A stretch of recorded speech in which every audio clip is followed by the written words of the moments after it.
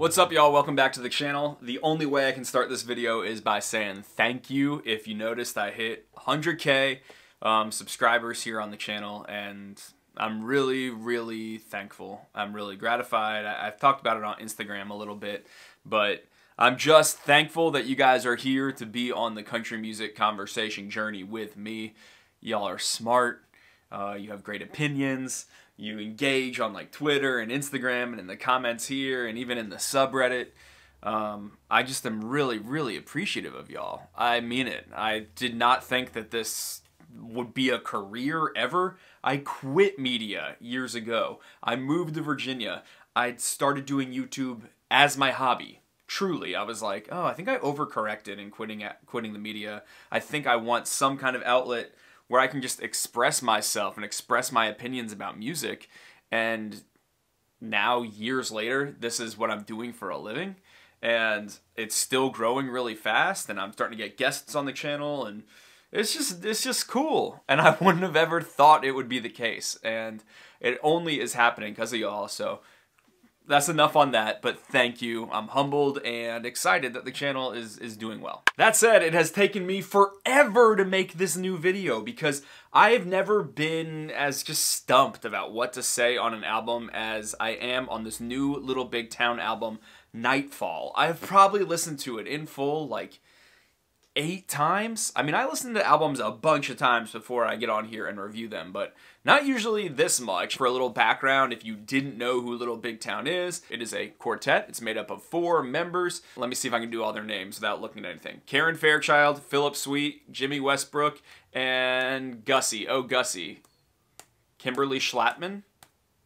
Yes, that's her name. They are known for hit singles like Boondocks and Little White Church and Girl Crush, but Little Big Town, over the course of like 20 years now that they have been a mainstream successful band, has had some major ups and downs. There is no major label act that is still relevant today that has had a more hit or miss career than Little Big Town. I mean, seriously, they will have a #1 single and then just the follow-up won't even make the top 40. That happened right after Girl Crush. The very next song they released was called Painkiller, and it peaked at like number 49. Then again, they released Better Man. It went to #1, and then the follow-up to that, which was Happy People, didn't even make the top 40. But despite the inconsistency of whether or not they get hits, Little Big Town, I think, is a really respected band within Nashville. They're known for having great harmonies. You can always rely on them to put in an amazing cover or do a tribute performance at an award show. They're very well liked. They're revered within the industry. Even if their sensibilities often veer far toward pop, even if they don't have the most kind of distinguishable, consistent sound, they sort of will follow their wanderlust, to use their own words, into very strange areas musically, like with an album called Wanderlust that they put out a few years ago that felt kind of funky 70s disco inspired. The same could be said of their single Summer Fever. And so with that background stated, let's move into our current era, the Nightfall era of Little Big Town, which they have had some trouble getting rolling. Last year, the band put out a song called The Daughters, which you could look at as a response to the Me Too movement. And pose like a trophy on a shelf. A statement, a lament, really, about women in society. It's very serious in its tone. I think the storytelling of it is pretty muddled. It sort of mixes Trinitarian theology and says, I've heard of God the Son and God the Father. I'm just looking for a God for the daughters. That doesn't really work because God the Son and God the Father, the whole idea is that those are the same. So that God would also be the God of the daughters. It's not like separate deities. I get that they were trying to do a clever wordplay thing, but I think fundamentally the chorus doesn't really work. And despite getting a lot of positive media attention for that song, it did not become a hit. A few months later, Little Big Town released another single called Over Drinking.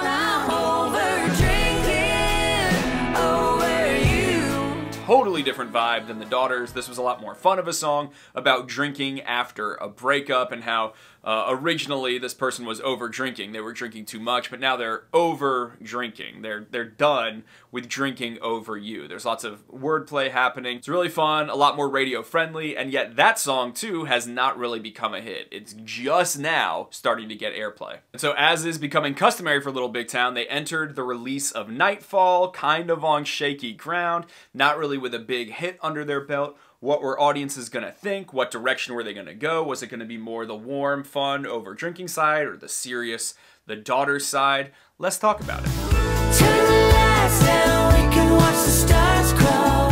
Nightfall is an album that threw me for a loop. As I said in the beginning of this video, I listened to it a bunch of times, and it's clear to me that this album has a lot of quality about it, and yet it just doesn't make me feel that much. It's weird. I listen to individual songs, I like them, and then I think about the album as a whole, and I don't like it, you know? I don't dislike it, I just am like not wanting to go back to it, and yet because I knew I wanted to have something smart to say about it, I kept listening. I would describe the vibe of Nightfall as atmospheric, meditative, dreamlike, smooth, serious. I would describe the sound of it much more in like smooth 70s pop, kind of Fleetwood Mac inspired music, much more than I would describe it as country, though it has those moments. And I would describe the themes lyrically and stories being told on Nightfall, I don't know how I describe them. That's the hardest one. If I could take a stab at it, maybe I would say it's broadly about relationships and the things left unsaid in relationships. There are a lot of moments on this album where the narrator is laying down beside a lover or thinking in the middle of the night. There's a lot of night, a lot of moon, a lot of shadows, all throughout the record. And I think a lot of times there's some lover that is sort of thinking internally about something they wish they were saying, or it's kind of about this drum roll anxiety that they're experiencing in a relationship, or kind of the pitter-patter of anticipation or attraction or romance that they're feeling in a relationship. And I gotta be honest, it all added up to something kind of boring for me. It sort of makes sense that this record would feel a lot more nuanced and kind of dreamy because Little Big Town worked with the same production team that produced Casey Musgrave's Golden Hour, which obviously, as Mark from Spectrum Pulse would call it, is sort of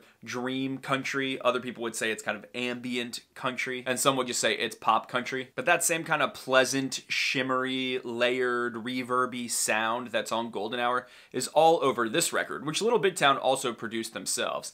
And sometimes it just left me wishing that either lyrically or musically it was just a little more in your face, a little more obvious. But that's really when I take the album as a whole, that's the vibe it gives me. Because when I look at some of these songs individually, I think they're super standout and super excellent. So let me look at a few of my favorites. The title track, Nightfall, is romantic and it feels almost like fireflies twinkling over a little field. It feels sexy and playful. Stay right here and be my saving grace. And this is really the type of production that I think Daniel Tashian and Ian Fitchuk are great at doing. Stuff that just feels pleasant, lovely, romantic. But I also think there are a few moments on the record where they go a little bit more epic. They push pretty hard in their sound, and they really work to me. The main one I would say for that is Sugarcoat. Sometimes I wish I liked drinking. Sometimes I wish I liked... This is a freaking excellent song. This is Laurie McKenna, Josh Kerr, Jordan Shellhart that co-wrote this. It is about the idea of sugarcoating things, about the idea of sort of soft pedaling what you really think. But this girl is wishing that she weren't the kind of person that did that she really said what she thought, that she really would go and get wasted and angry and confront the guy when she thinks she's being cheated on. But no, she wears this sugar coat. It's about resenting this mythical article of clothing. I also think in the exact same vein, the song Questions works really well. 'Cause I got questions. This is about the specific and suspicious questions that a woman has for her ex. Everything about that song feels sort of mournful and lonely and even a little bit stalkery. I just wish there weren't that freaking snap track in the second verse.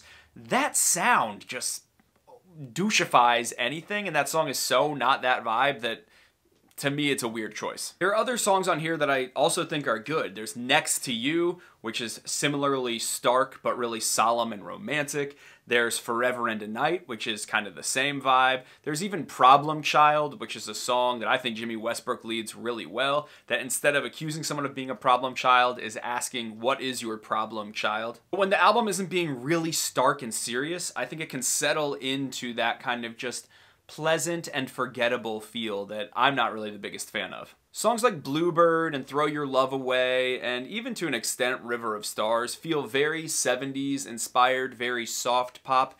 In my mind, rather forgettable, even if the vocals on them are lovely. I actually really like how the vocals are recorded on this album. This is, you know, very detectably harmonic in a way that Little Big Town isn't always. Sometimes it just feels like you got your lead singer up here and then kind of a wash of voices behind them. I think the voices are captured really well on this album. But then when the band goes a lot more extreme and just puts some straight up upbeat songs on the record, that kind of doesn't work either. It still feels like these two songs in the middle, Over Drinking and Wine, Beer, and Whiskey, which are the two big drinking songs on the record, those stick out like a sore thumb. I mean, they're just extremely different than everything else around them. You guys already heard me sort of praise Over Drinking, and Wine, Beer, and Whiskey, with all its horns, it's a big risk. I actually think it's pretty fun. It is just a freaking weird song in the middle of this record that is so much about these complex emotions and things you're scared to say, and then it's just like, I love getting drunk on tequila, and my friend Jack, and my friend Jose. Like, it's so silly